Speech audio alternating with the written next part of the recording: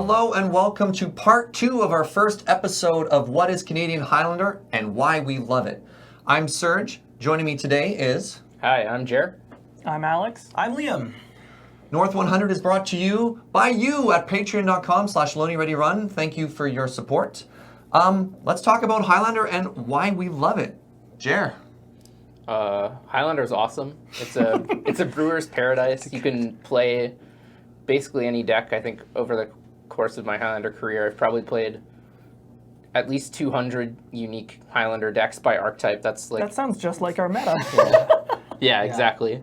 The deck diversity at our local tournaments is usually greater than 90%, which means 90% of the decks are Different. unique and Which different. is practically unheard of in like any other. Yeah, you don't get that in any other Yeah, format. Mardu Vehicles, top 8.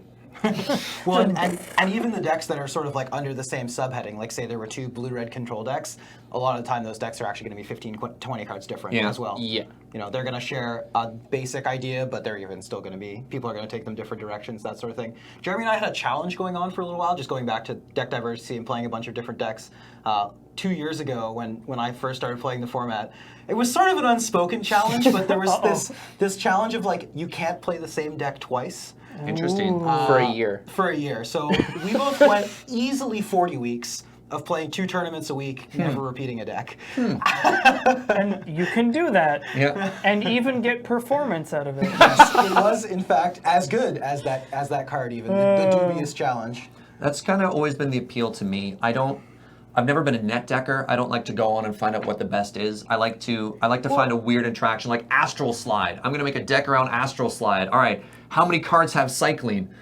Maybe More not now. Yeah, more now. More now is a good answer, but it just gives me so much. It lets me scratch this weird brewer's itch to let me take this idea to the logical extreme that gets supported within a format. I mean, it's sort of like you can to some extent net deck in our format, but it's more about the singles that get played within an archetype than like, and you can obviously copy people's lists, but it's just like, okay, this list performed and it was playing this, and this. I should try those cards in my shell, which is kind of similar. That gives me an excellent point. In deck construction, there's such a great challenge when you're in a 100-card singleton format of how do you get a deck to do what it wants to do? How do you get a consistent experience in what is ultimately an inconsistent format? And that comes in research and looking up what do people do in the standard version of this, modern version of this, legacy, vintage. Let me Google this archetype. Let me research this archetype. Is it even doable in Highlander? My favorite part is looking at the cards that just barely don't make it into the legacy and modern and standard lists that are super good. They were like decided it was bad. They're just like, the things that was just like, this just got cut. Yeah. But it gets into Highlander. Yeah. I guess that's one of the reasons I love this. This is the format you can play Shriekmaw in, and it's really good. It's really good. And something to point out is that if you are someone who doesn't necessarily like to brew, because there are lots of those people as well. Yeah, this format's actually really good for taking a list and optimizing it. I have a few friends who have been doing that to really good effect. They've asked me for lists, and then they've been optimizing my lists for me, and I'm like, sweet, because they're really good at that. They're like pro tour players. Well, put it into a machine. Just start grinding. Exactly. It. Yeah. And there's actually enough Highlander decks out there now that you can net deck if that's something you enjoy really doing. You just want to play whatever the best deck seems, and you can do that because like there's enough decks out there now. We've been playing for long enough. I do that sometimes. Like I'll compile lists and like find out the most played cards, and I'll like make a list. And then I'll just throw it out and build something stupid. Yeah. Because, I wanna. Well, how many different variations of Craterhoof are there now? I mean, I've seen mono green, red blue, people splashing Time Walk and Hoof. Just there's opposition. Oh, what? Yeah. In Really? Hoof? There's opposition Hoof? I played that one. Oh, absolutely. Yeah, Ben split that one. Jared Yeah, split. You might be the one who started playing that one. I did. Turns out a deck that plays every playable mana dork in existence, opposition's good in. What I was going to say too is that a fun thing you can do in this format is you can look at like 2 legacy decks that are sort of like tangentially connected, and you just put them together. And play them together. So like you can there's a strategy in Legacy called Nick Fit, and then there's another strategy called Allurin. And Nick Fit is this sort of creature combo deck that's a value deck. It's looking to use cards like Birthing Pod and good value creatures. Birthing Pod is the tutor. It's like 3. It's a 3 and a Phyrexian green mana artifact that Many of you will This know card's what this does. real dumb. Yeah, but you basically get Real to jump dumb. up the chain. You sack a creature for 1 and a Phyrexian green, and you can get a creature that's 1 higher. So Nick Fit likes to leverage this card to get value. And then Alurin is this card that's a 4 mana, 2 green enchantment that lets you play creatures that cost 3 or less for free with flash. You look so happy here. Yeah, Jared's like, this is a deck that Jared's yeah. Oh, not just you, any player. Yeah, any player Yeah. can. That's true. It's symmetrical, symmetrical, but it doesn't matter. Sure It's it not is. symmetrical. And so in the Legacy version of this deck, you use favorite word in Imperial Magic. Recruiter and Dreamstalker to Yep. recur your Oh my Imperial God. Recruiter, and then you end up killing them with a Parasitic Strix. Is Highlander the only format that Dreamstalker sees play in?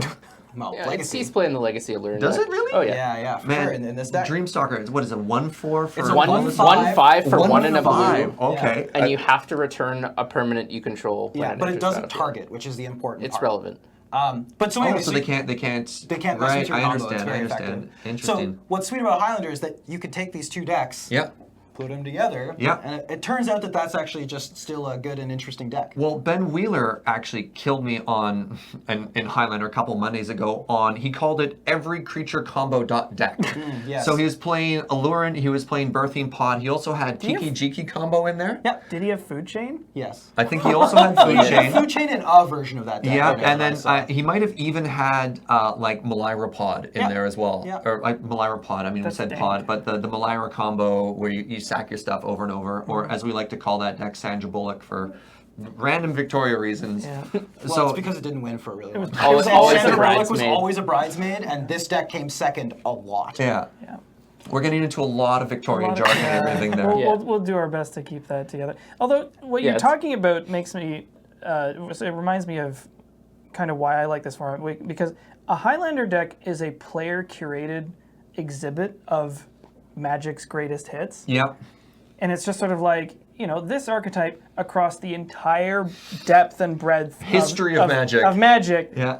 Yeah. has combined all the cards that were and are relevant in this Yeah. format And into it's this one pile. I agree. It's one of the only formats where you get like the really old, not necessarily the cream of the crop, and the new, not necessarily the cream of the crop, and they get to interact together. And Yeah. it's like you just get some of the most ridiculous board states. Yeah. Like, Oh, Tier 1 and 1.5, all in the same deck. Oh, and 2, and 3. But it is worth mentioning this is a competitive format. So despite the fact that you're adding cute cards or corner cards, you're still sitting down from an opponent one-on-one with the intention to draw blood. Well, at the end of the day, when you're trying to make a 100-card deck that's consistent, there's sort of 2 ways to go about it. One way is to add blue to your deck, which is my approach.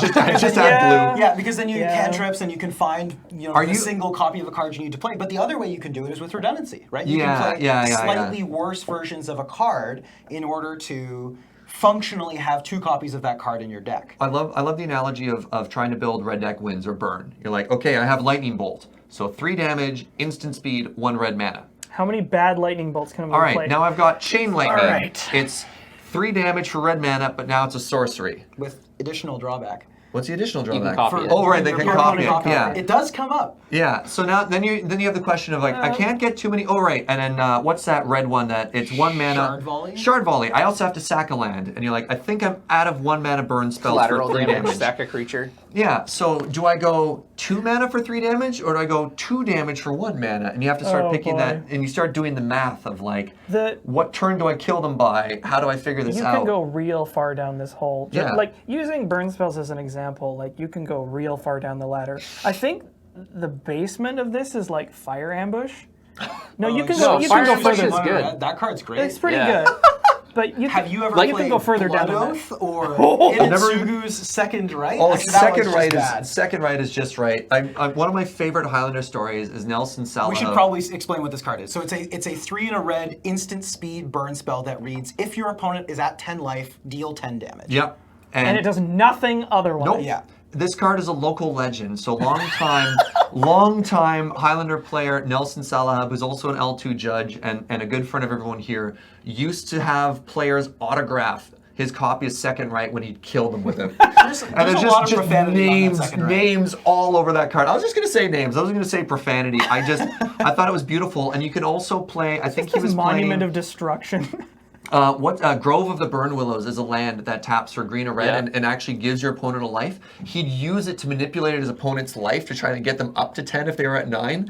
and players would start strategically playing the pain lands to deal damage to themselves just to play around second right. It was beautiful. Against Nelson, you would strategically leave open a fetch land with shock lands in your deck just so you could manipulate your life total enough, because he would always try to get you a second right. Yeah. It's really interesting. This second right was actually like maybe the thing that like hooked me on getting into Highlander, because this, like when I came into the community, really dank. Like he was sort of at the end, he was still doing it, but he wasn't doing it that often. But I sort of heard it as this local legend, right? Yep. Like, yeah, Nelson like second rights people. It's this card that deals 10 damage if they're at 10, and so I of course made it my mission to also play second right. I remember like the first time I successfully did it, I was like, oh, I'm finally playing this format. I'm living the dream. I have a pretty funny second right story where I second righted someone twice in the same match. So in game one I second righted him, and of course he was like, you know, hadn't seen the card or hadn't seen it in a while and was like understandably tilted about this. And then in game two I'm drawing my opening hand. So this is a card? Drawing my cards, and then for like my fifth card I draw second right and I reveal it to him as I draw it. And then I draw the rest of my hand, and I keep, and then he spends the rest. Mind game. He spends the rest of the game games. desperately trying not to get to 10, and then he like passes the turn at 11, and he's like, "All right, I'm safe." And I'm like, "Well, electrolyze, deal 1 to you, 1 to me," and then I'm tapping second. He tilt dropped from the tournament. It was great. Sorry, buddy. I don't know if I want to advertise people tilt dropping, but I do love the setup and everything involved there. Oh, that's dank. Yeah. What other format lets you play second right? Yeah. Like does it see none, legacy actually. play? No. Here's my best second right story. Uh-oh. So I'm playing a blue-red deck with second right. It's like a really flash counterburn style deck, and my opponent's playing Grixis Control, and we've been playing Drago for a while, and then he draws his card, and he gets really happy, and he just slams Cruel Ultimatum. Wow. Okay. And Wait, what's Cruel Ultimatum? Cruel Ultimatum is 3 black, 2 red, 2 blue. I'm not sure which one's 3. It's 3 of 1. It's 3 3 of 1. All right, Yeah. nice. I got it. Nice. It's Does a whole bunch of stuff. Your Man, opponent there's so many words on your that opponent card. loses 5, you gain 5. They discard 3, you draw 3. They sack a creature, you get a creature back from your graveyard. Now they're at 15, but they're targeting me. Yeah. Okay. So I cast the Dual Caster Mage that is in my hand, which is a 1 red flash 2/2. Copy a spell. Copy a spell, choose new targets. So I naturally target them. Okay. Mine resolves, and then with their Cruel Ultimatum still on the stack, I second write them that I drew off the copy of Cruel Ultimatum. Oh no! So yeah, this format's great. Yep. There are a lot of stories. We're inherently We're gonna tell tell you you a lot of stories. At You get to least one play- of these every You episode. get to play the cards. You don't get to see them Legacy and And Modern. that sequence of plays never comes up in any other format Well, you also ever. don't get to play Cruel Ultimatum in any other format. Like, what control deck can live long enough in Legacy to resolve this monstrosity? I mean, with Miracles gone, maybe this is where we got to go. I don't know. I There is see. a Legacy GP coming up. Well, I think this segues nicely into this new segment we want to introduce called "The Best Card You're Not Playing," where we highlight an extra spicy card that we're having a bunch of fun with. And starting us off, this is Jer. Yeah, I've got one I've been looking at recently. There's a cycle of threshold cards, the Mystic cycle. So And what's the threshold mechanic? Start us off with that. if you have 7 or more cards in your graveyard, it does something. Okay, There's so this is some graveyard static, matters. It has static some effect. additional Yeah, text yeah. now. Yeah. So the specific card is Mystic Enforcer. Mystic Enforcer. It's 2/1 green for a 3/3 with protection from black. Wait, It's- isn't it just like 1 white? Oh no. No, that's Mystic Crusader. Oh, sorry. Yes, you're right. Mystic Enforcer. I've never even heard of this card. Yeah, so most it makes people sense. have. Most people Yeah, have. the best card you've never even heard of. Oh, this Exactly. thing. What is this card? So it's 2 green white. 2 green white for a 3/3 with protection from black. It's like, okay. Threshold. It gets +3/+3 and flying. So it's a 4-mana 6/6 with pro black and flying. and flying. That's pretty And hot. so I played it a couple weeks ago instead of delve creatures in a blue deck, and they were just so good the whole time. Like a 6/6 with pro black. Oh that yeah, this would flies, be so good in band. Just dominates everything on the board. Yeah. Wow. Yeah, that's Huh. pretty sweet. And if you slap an equipment on it, it's like a 2-turn clock. Yeah. Yeah.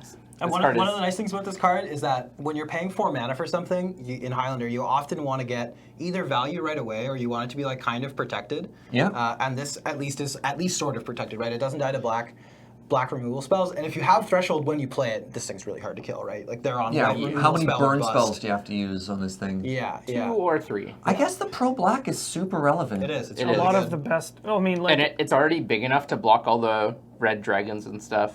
It dodges black removal. It blocks black creatures for free. Huh. Tombstalker yeah, I mean, does it's not like fight this you very can't well. Maelstrom Pulse it, you can't Vindicate it. It's like You go can't, for the. you can't Yeah, push it. a lot of the You times. really can't fatal push it. A lot of the removal spells that deck, especially the 3 and 4 color decks, are planning to use to remove big creatures are black.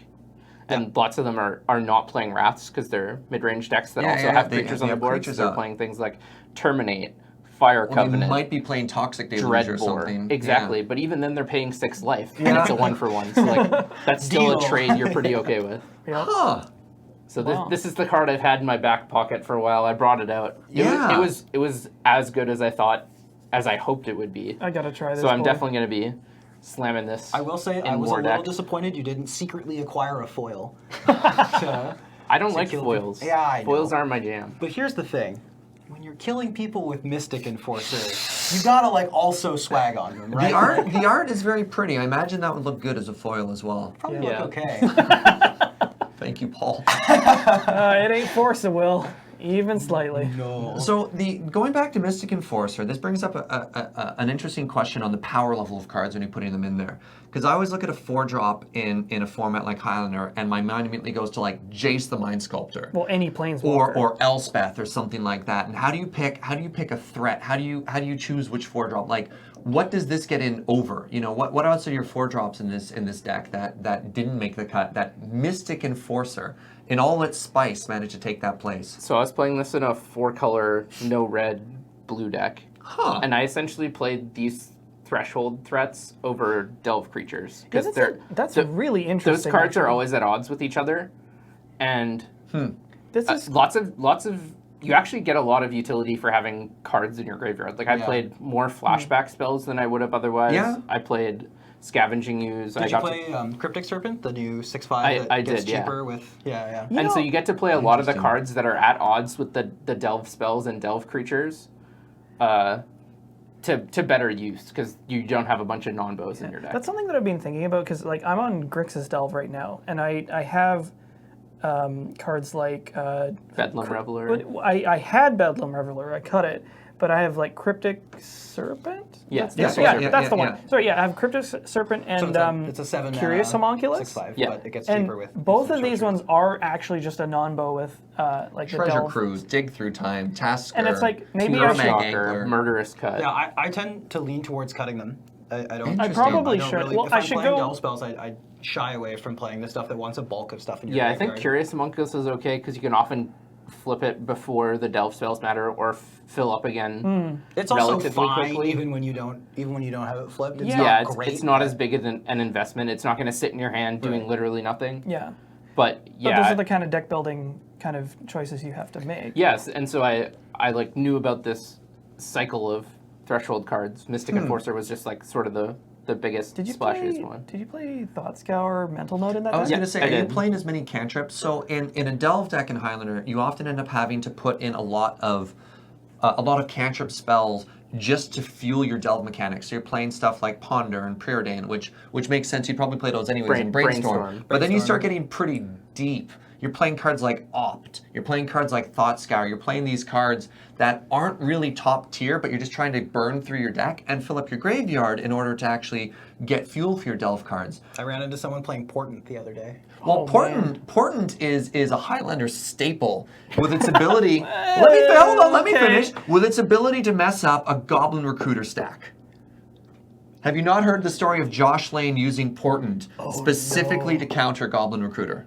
Right, he was playing it in his deck exclusively to beat that. Yeah, Really? yeah. You bring this in Why because wouldn't you you can just play Fortune Thief? because you can shuffle their deck. You can, but portent, worst case scenario, Yeah, you can guess still use it's it as a way bad better. ponder. All right. You know, it gives you that extra little bit of utility just to be like, this is great. Yeah, for those of you not aware, portent reads, look at the top 3 cards of target player's library. Yeah. You basically get to ponder either person, Yeah. and then you draw the card on the next upkeep. Yeah. So Goblin Recruiter lets you go find a bunch of goblins, Well, put them in a any specific, number you want. Yeah. stick them in any order you want, and then stick them on top of your library. Normally- so then you can just choose to shuffle your opponent's library. Yeah, normally, and you draw a card. normally when your opponent resolves Goblin Recruiter, you're just sitting there just like, so I'm dead. Yeah, they stack their library with like 20 goblins. Yeah, they're like, I've got 4 lands in play. I don't need another creature for the rest of the And game. like short of you land. having an Armageddon, you're probably not winning this game. Have you ever grindstone someone Oh! after they cast Goblin Recruiter? Because I have. that's I didn't have the Painter Servant, just the Grindstone, but Yeah. I was figuring we were hitting a bunch anyway. Liam, what does Grindstone do? Oh, So man. Grindstone is a 1-mana artifact that for 3, you get to target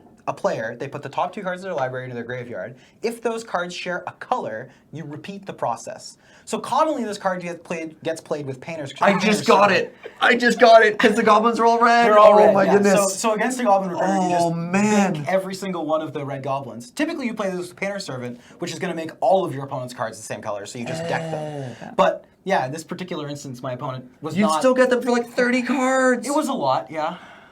And it's especially against goblins, they tend to structure their recruiter stacks such that, you know, they've got this sort of combo kill at the beginning, but then they just put all the good goblins Yep. at the top of the Yeah, stack 'cause too. why not? Because they get to stack their deck. You know, I functionally. want to draw gas for the rest of the Right, game. exactly. And Well, then, if something should go wrong, they keep on drawing the good ones. yeah.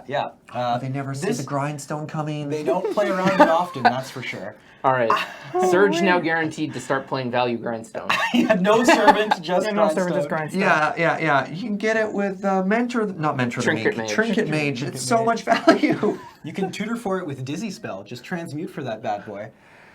Oh, man. Dizzy Spell's a single blue instant that reads target creature gets -3/-0 until end of turn. But for transmute for 1 blue, you can go get a 1. Yeah. I will note I've killed 1 someone by casting this card Yeah. before. So have I. Well, so this is another great thing about, so many great things about Highlander. You actually get to play the transmute spells because Oh, we they're insane. They're because so we good. point tutors very heavily again to try and keep the format from being too degenerate. You often get really creative in how many tutors you get in your deck. Transmute cards are great. I mean, we've pointed transmute cards before. Model Yeah. a Mixture was Yep. a point For a while, for yeah. a while. Yeah, Muddle's It's quite not good. right now because I think it's free now. It is Yeah, it's free free. now. 2 is often the best one to get, and it gets cards such as, it often got cards like Demonic Tutor Yeah. and Time Vault. Or Time Vault or Time Infernal Walk. Tutor. Yeah. It also gets both halves of the Thopter Sword combo. Yep. Yeah, it just hits so many good cards, Gets and it's a Painter counter spell. Worst Yeah. case Yeah, scenario. well, and that's why Muddle was a point and Shred Memory was not Shred Yeah. Memory. Just 1 in a black to exile 4 cards, though. I have also used that cast before. one Yeah, against to hit a against Reanimator or something like that, or a flashback card. People don't expect you to have Academy Record. such like narrow cards like that in Highlander, so no, for Yeah. sure. sometimes having cards like that can have a lot of Yeah. utility. Jared and I were talking about this yesterday, actually. Playing, like, quote, bad cards are good because no one plays around them. Like, if you just play random bad sometimes gotcha they cards, are. Jared won a tournament with Seed Time in his deck. Seed Time is a 1 green yeah. instant that reads, take an extra turn. It's green Time Walk. However, there is a criterion you must meet, which is that you can only play this spell if an opponent casts a blue spell during this And your only turn. on your turn. Yeah. You can only cast it on your turn, but it's an instant, and you can only cast it after your opponent has cast a blue spell. So what happened was my This opponent is so narrow. my But opponent when you get to cast it, they're dead. my opponent Vendilion cliqued me. I showed him Elspeth Knight Errant and Umezawa's Jite. He put Jite to the bottom. I draw Seed Time. I cast Elspeth, jumped one of my dudes, and he was like, this is weird. I'm not dead yet. Because normally you use that mode of Elspeth to kill your opponent. Otherwise, it's better just to put more things into play, more power for next turn. Yeah. And I attack, and he's like, yeah, sure, that's okay. And then I just slam Seed Time after about a minute of trying to read this card and look at the absolutely excellent art. Yeah, Yeah. that's true. Oh, yeah. It's fabulous Rebecca Gay art. Gay art. Very, very And good. then he conceded. One thing to sort of bring us back to talking about how this format's really good for brewers, I think that what's really nice about Magic as a whole is that it gives people this sort of like creative outlet if they are not necessarily all that creative inherently. So like, for instance, like I am not an artist by any means, and I'm not a singer. I'm not especially good at music. I'm not good at those particular things, but I do like the notion of being creative. That sounds great. I'd like to learn.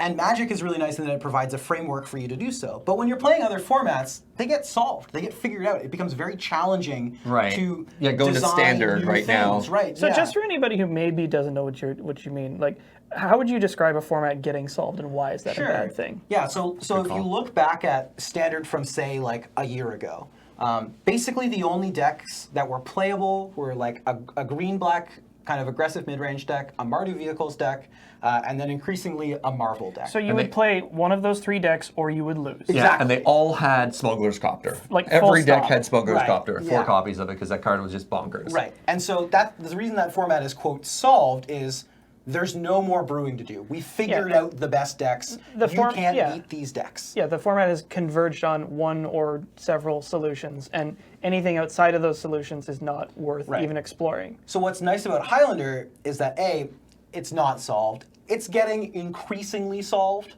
but it never will be truly solved because of the singleton nature, right? Yep. Like, the variance inherent in playing a 100-card singleton format means it's never going to be solved. Which means if you're someone like me, who is hopelessly uncreative, but can be creative when given a framework like Magic the Gathering, Highlander's perfect, right? It's really, really good for being able to sort of scratch that creative itch. And I think many of us, I think all of us at this table even, sort of feel similarly about that. We like being creative. You guys are all more creative than I am. Trust me, I guarantee it. But yeah, so Magic really allows for that, and I think that Highlander in particular really accentuates that aspect of Magic. It's really great for that. In a lot of ways, like even broader formats, other Eternal formats like Vintage, like Legacy.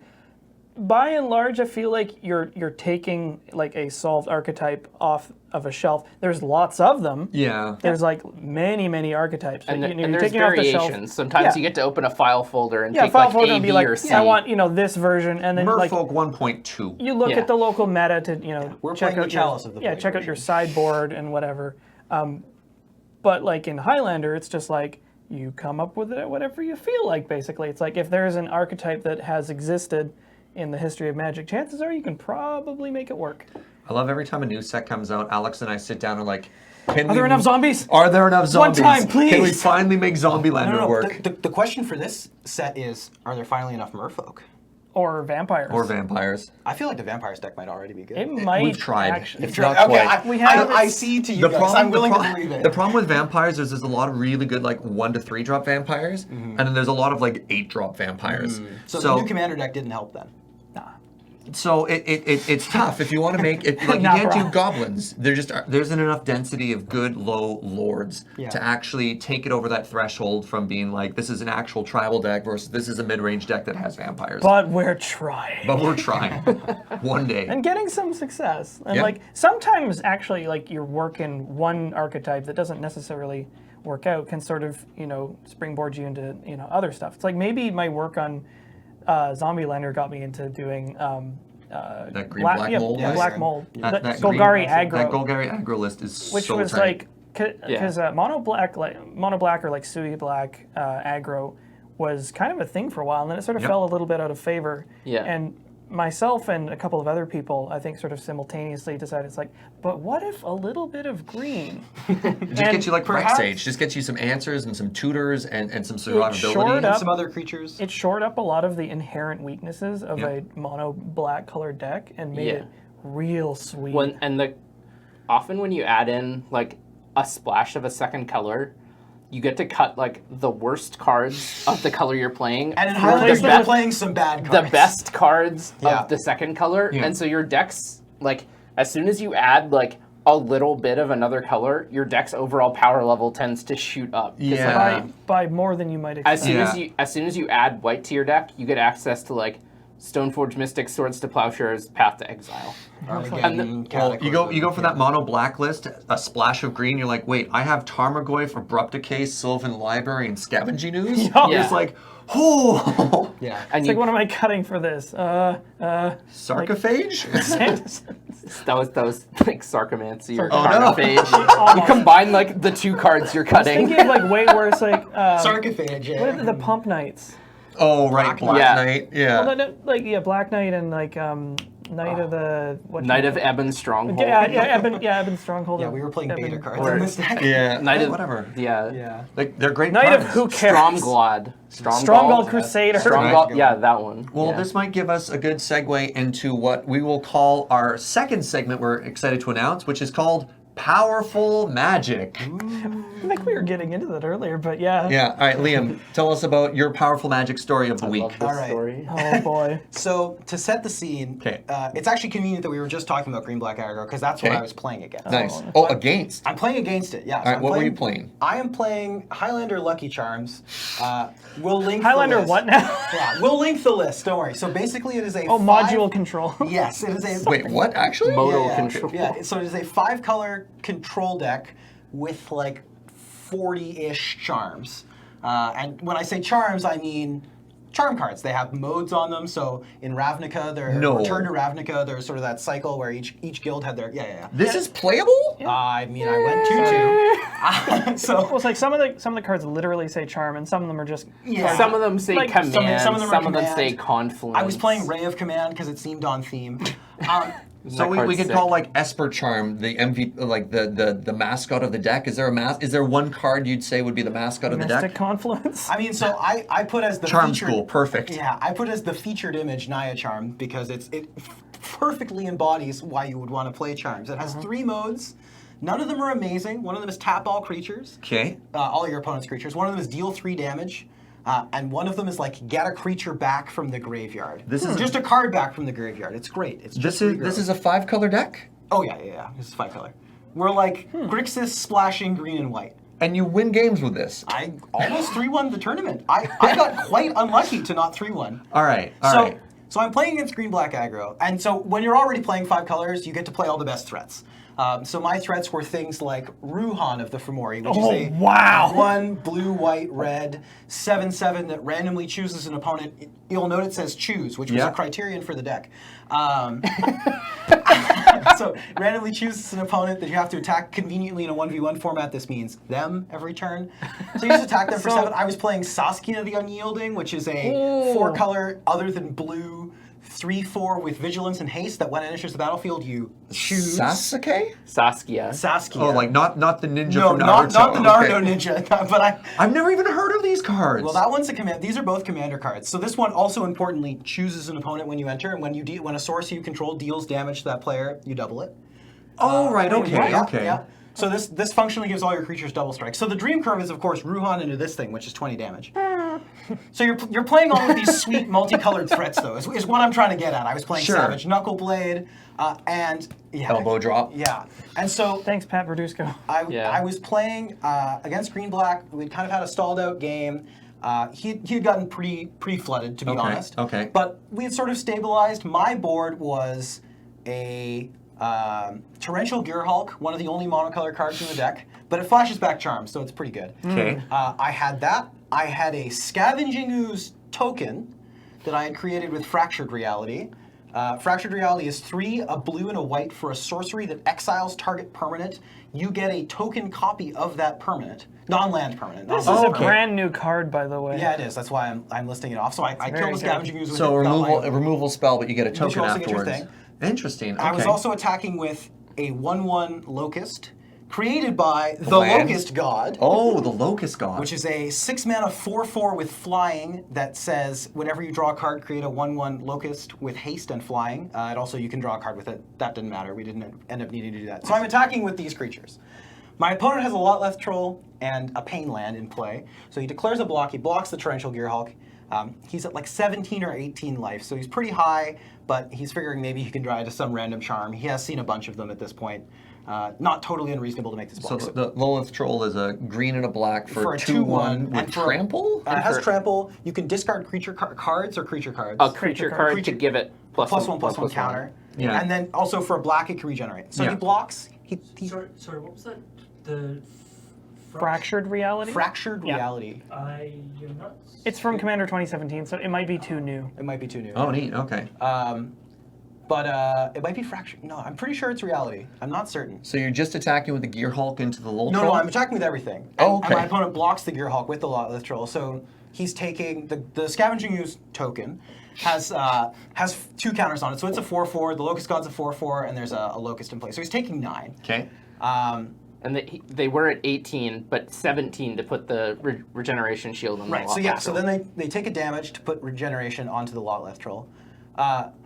So then my play is cast Funeral Charm. This is a single black charm. It's from Visions. The 3 modes are target player discards a card, target creature gains fear until end of turn, or target creature gets +2/-1. This was the mode I selected. It's also good to know Funeral Charm is one of the few instant speed discard spells in That's the true. game. That's why it was in my deck theoretically. I did not envision I've using it in always this fashion. wanted to play Funeral Charm in a deck, and it just always gets cut. Well, let me tell you. If you play it, you can do things like this. So I Funeral Charm my Locust God, make it a 6/3. Okay. Then I cast Boros Charm, which costs Boros, red and white. You can either deal 4 damage, give your permanents indestructible. This was my hedge against Wasteland, by the way. I was figuring I was going to Boros Charm blow out a Wasteland at some point. Just to a not get Color wasteland. Swirl. My dream with Boros Charm is always to like Get a Boros Charm. Cataclysm. No. Make everything indestructible, and then like Wrath of God or Get In or something my own Did have, side. that seems reasonable as well. Yeah. Anyway, I chose the double strike from Boros Charm, which made my Locust God a 6/3 double striker. Yeah. So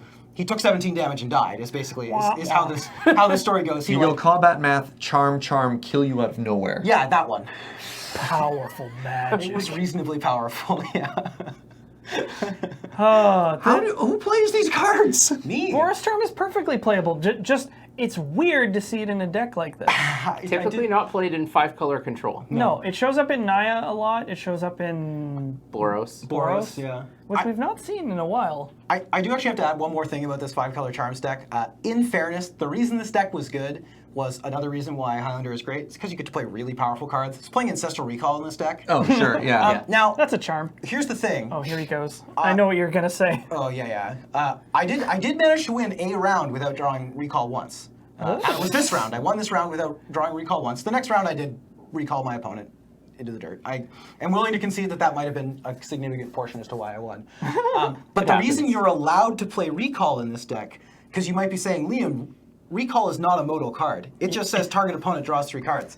But you have to go back in time to the original text of Ancestral Recall, and you will note it says, draw 3 Choose. cards, or force target opponent to draw 3 cards. There's the all-important or. You have an implicit choice. Force. You force them to Target draw opponent. 3 cards. So So what printing have- of Ancestral had that? Are we first talking one. alpha? Yeah. I mean, all of them do. There's an or. There's only 2 printings, right? Yeah, draw 3 cards, or No, there's force 3 target printings. opponent to draw 3 cards. Alpha, This beta. has since been errated to I say didn't know target advice. player draws 3 cards. It has. But I digress. It is in fact a modal card, thus acceptable in the deck. Sorry. I don't want to hear this. Fractured identity. Damn it! That's actually what I close. thought it We were was. close. Yeah. Poor Paul. I feel So badly. this I'm is sorry, actually Paul. perfect because we were just looking at one of the oldest cards ever printed and now one of the newest cards ever printed, both in the same deck. That is true. Yeah. Highlander. Yeah. You'd certainly never see those cards together otherwise. Man, Fractured Identity's playable, huh? I think That that card's card. sweet. I thought that card was good when I looked at it. Exile your Jace the Mind Sculptor. Yeah, that's the dream. Brainstorm. Like imagine It says permanent. This is non-land permanent. or artifact or any. The great part, it's like a mind control. It says non-land for- permanent. For any non-land permanent that can't be reversed. Yeah, your mind control can't get blown up. Your token can get bounced. But then it's But- still a 2-for-1. Yeah. It's still a 2-for-1, and like, yeah, it's just like it could still even just be a 1-for-1. It exiles stuff. Well, while we're talking about new cards very briefly, I played Kess Dissident Mage in this deck She as seems well. super great. I was trying to get one from Yeah. Card Kingdom, Which and one they is were that? sold out. It's Kess- 1 in Grixis for a 3/4. Oh, the new flying. Snapcaster-ish thing. Yeah, and once per turn on your turn, you can cast a spell from your graveyard. So 2 relevant things. It has flying. I Yep. definitely missed this the first 4 times I read yeah. the card. My That's- opponent missed this in the And, tournament when I killed him with it. And it also doesn't target the card. It just lets you cast one. So it's not Does it actually target the bad. card? No, Dodges. it's not bad versus just cast graveyard hate. I didn't know that. Your opponent can't have like Yeah, a if Death you Red have priority or Shaman. whatever, right? Yeah, they have to like preemptively exile the card they don't want you to cast. They So can't. they would have to do that with her on the stack, right? Yeah, before you have the opportunity to do it. Oh, there's my girl. And I guess if it's Really an cool instant, you art could too. actually Yeah, cast the sweet. spell in response to them targeting it. Yeah, Exactly. absolutely. Now, the one important thing, you can't cast spells on their turn, so this Yeah. doesn't let you kind of like get a bunch of counter spells back. Still. But if you're playing a deck with powerful sorceries or instants that can be cast on your turn. No. Like, even getting to run back a cantrip seems fine with Well, this. even a lot of utility is, since it doesn't target and it has no timing restrictions, if you have something you want to resolve and you have a counterspell in your graveyard, you can cast your thing and then cast a counterspell from your graveyard Yep. Whoa! to not use up counterspells from your hand. And then if they don't counter it, you can cast whatever The thing else again, you or were whatever you wanna do. planning I to. need to get a Protect copy your of this threats. card. Yeah, this I think card's this card insane. has a lot of utility that people haven't necessarily thought of yet. So many of these commander cards are just straight bonkers. But let's bring it back into this is Highlander. This is why we love it. Yeah, absolutely. You know, we love it because it's a diverse format. It hasn't been solved yet. It's competitive, but you still get to play these neat cards. And probably from the stories you hear, we love it because of the interactions I mean, you I'm get just to going see. to say it. Nut decks, nut plays. Yeah. Well, there's so many interactions that you'll never encounter anywhere else that are still competitive. It's not. I've got 40 copies of a 12 mana Eldrazi. What happens? It's. You know, I've just got Goblin recruited, and my only out is grindstones somehow. Like that blew my mind. Like that's so nuts. And I find as a player, I often miss interactions that are difference between winning and losing because there's these tiny little lines going everywhere. Definitely. The corner cases in this format are mind-bending, and we're probably going to be visiting a lot of those going forward on our powerful Magic tales because we all have a lot of them. When I play, because you only have one of a card in hand, your route to victory is often like these meandering mazes that go in every direction. Because as soon as you use a card for the first time, it's gone. You have to come up with creative ways, like the Snapcaster alternative, just to get a way to bring it back. Or you're playing Regrowth. You're trying to find any way to make your deck more consistent because every time you've used a card, you're basically closing a door. Yep. Yeah. And it's fascinating. It's complex. It's fun. We're gushing here over this format we love. And just as another reason I love the format is actually from a judging perspective. Oh man. Oh man, I'm sure Serge can relate to this. Judge.deck. But yeah, you get so many interesting judge calls from this format, and I don't want to speak for both of us, but at least I have definitely grown a lot as a judge judging this format just based 100%. on the interactions you get, how to deal with scenarios you've never seen before, how to be prepared for scenarios that you can't just like study all the interactions in Highlander. That would take years. It's impossible. As opposed to like if you're judging a modern tournament, you can like read Yeah. up on a bunch of modern decks. I know Malira. Like, here are the calls that will probably happen. Yeah. And what's really nice about Highlander, I think, is that the games never feel samey, right? Like in other formats, if you play a bunch of games, you're like, in this the same matchup again. right? Even if you play the same matchup, the games are going to kind of play out in a similar fashion. You know, if you're playing Legacy Jund against Esper Delver, like they're going to play a Deathrite Shaman, you're going to kill it. They're going to try and play a threat, you're going to counter it, then you're going to cast Lingering Souls, then they're going to concede, right? Like, Which is not to imply that those formats are boring. No. But the games love have Legacy. have a tendency to play out in very similar lines. And in Highlander, that doesn't happen to the same degree. Well, if you're a really competitive player, sometimes you like that predictability because Right. you can Oh, yeah, study it, you can absolutely. grind it, you know your percentages, you know to a science how to sideboard and stuff like that. You don't get that. This scratches a different itch. Yeah. Well, and And you it can actually scratch that inch as well. You Yeah. can get that from Highlander by playing super redundant decks, by playing blue decks, as Liam mentioned before. There are ways to get your deck like very, very consistent. You can, and it goes back to deck building as well. Like if you want to have a very consistent deck, you can play enough removal spells that you'll probably have a removal spell on 1. You can play enough counter spells that you'll probably have a counter spell on 2. Yep. You can play enough 3-drop threats that you'll probably have a 3-drop threat on 3. I love that math. How many counterspells do I need to put in a 100-card deck to make sure I see at least 2 every game? Yeah. Like The that's a answer deck for building Jared is challenge. 40. Recently won a tournament with a deck playing 37 counter spells, mono blue control. I didn't even know there were 37 counterspells. There's more than that. He wasn't even playing the bad ones. Paul pulled up foil the other earlier in the show. It was in the recently cut pile. I have played. I doesn't have actually played it make in the this deck but you before. could play it, right? So foil is 2 blue for spell that says counter target spell. Alternatively, you can pitch cast it by returning an island and discarding a card. You pitch an island and another card. and another card. What? Thwart is It's same return 3 cost, but islands. you return 3 islands. Yeah. Ew. So but like all star of this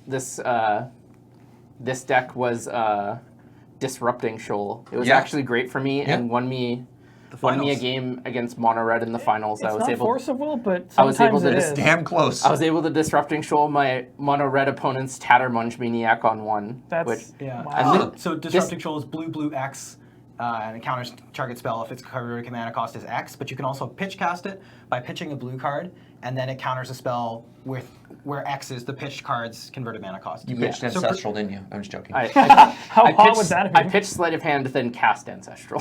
Oh, I now understand how you won this tournament. Yeah. Oh, just cast Ancestral. It makes Yeah. sense. No. I'm just gonna go get a copy of Mental Misstep, which you can play in our format. Yep. Oh, yeah. You guys have any closing notes on why you love this format? No, I think you summarized it We've- pretty well we went over before. a lot. Yeah. It's I just think we got there. nut decks, nut plays. Yeah. So we're really looking forward to telling you more about Canadian Highlander. If you like the segments we are in, tell us in the comments. If you like Powerful Magic, if you liked the best card you're not playing, let us know. If there's another segment you want to see, that'd be fantastic. It's a reminder that everything brought to you at Loading Ready Run is brought to you by you over at the Patreon at Loading Ready Run, or pardon me, at patreon.com/Loading Ready Run. Anyways, here from North 100, I'm Serge, joined by Jer, Alex, and Liam. Thank you very much for watching, and hope you have a great day. Play Highlander. Play Highlander. Play Highlander. Yeah. Till next time. Ciao.